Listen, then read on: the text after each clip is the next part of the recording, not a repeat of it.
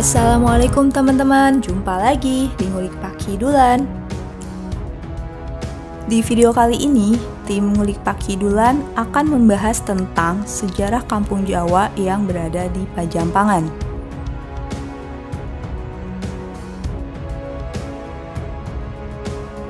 Untuk mendapatkan keterangan yang valid, sebelumnya tim Ngulik Pak Hidulan telah bertemu dengan Pak Sagino.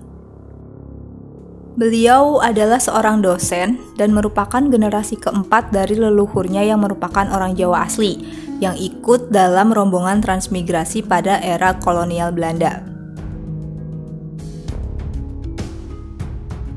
Beliau menceritakan berdasarkan cerita dari para leluhurnya bahwa pada zaman kolonial Belanda sering dilakukan transmigrasi dari tempat yang padat penduduknya ke tempat yang jarang penduduknya. Dan dari transmigrasi inilah sejarah kampung Jawa di Pajampangan dimulai. Jadi pada saat itu kayak ada semacam kebohongan publik yang dilakukan oleh penguasa kolonial Hindia Belanda kepada penduduk pribumi. Awalnya mereka dijanjikan akan dibawa ke Pulau Borneo, Kalimantan. Kemudian transmigrasi gelombang pertama dilakukan sekitar tahun 1887 yang berasal dari daerah Kediri, Jawa Timur. Namun, karena kondisinya masih hutan belantara dan sulit untuk survive, sehingga pada akhirnya banyak dari mereka yang meninggal. Kemudian, sekitar tahun 1921, transmigrasi gelombang kedua didatangkan dari daerah Kebumen dan Purworejo, Jawa Tengah. Dan jumlahnya tuh banyak banget, ribuan ya, atau bedol desa.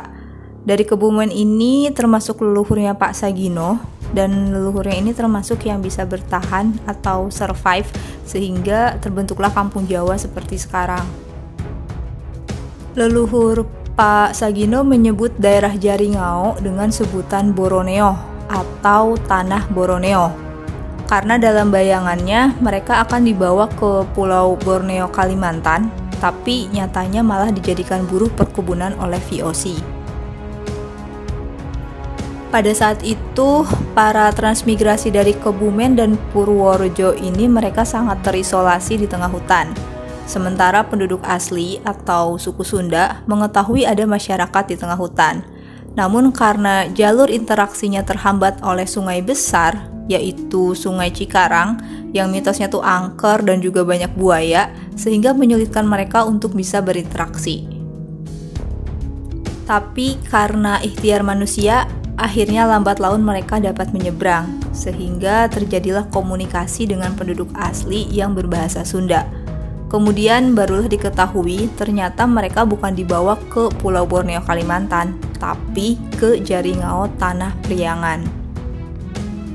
Selanjutnya, pada tahun 1990, jembatan Sungai Cikarang telah dibangun dengan kokoh dan kini telah menjadi jembatan yang menghubungkan jalan yang dibelah oleh Sungai Cikarang. Dari kisah ini dapat menguatkan fakta tentang asal-usul keberadaan perkampungan masyarakat suku Jawa yang berada di tengah-tengah masyarakat suku Sunda.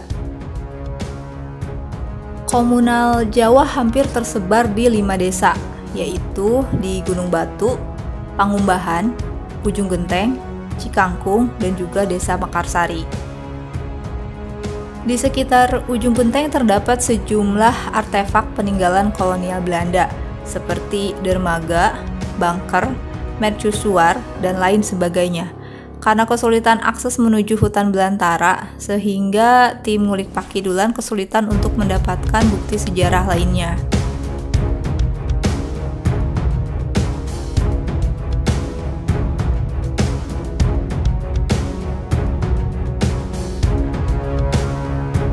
Untuk menjaga dan melestarikan warisan budaya dari leluhurnya, bahasa Jawa masih sering digunakan, seperti lagu yang dinyanyikan oleh anak-anak ini. Halo, aku ngamen karena let rejeki. Sing penting halal gawe nyambung urip iki. Aku ikhlas lan aku kudu tabah sapa nasibku iso baru. Kang bineka di bandeng-bandengnya. Sang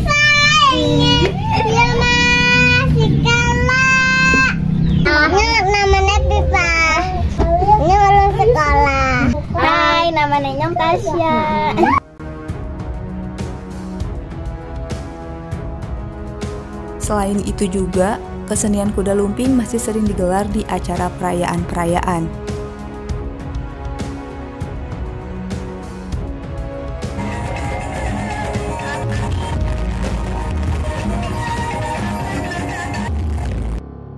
Oke deh, sekian ngulik hari ini. Sampai jumpa di cerita berikutnya. Terima kasih telah menonton video ini sampai selesai dan jangan lupa untuk like, comment, and subscribe. Assalamualaikum. Kalian subscribe.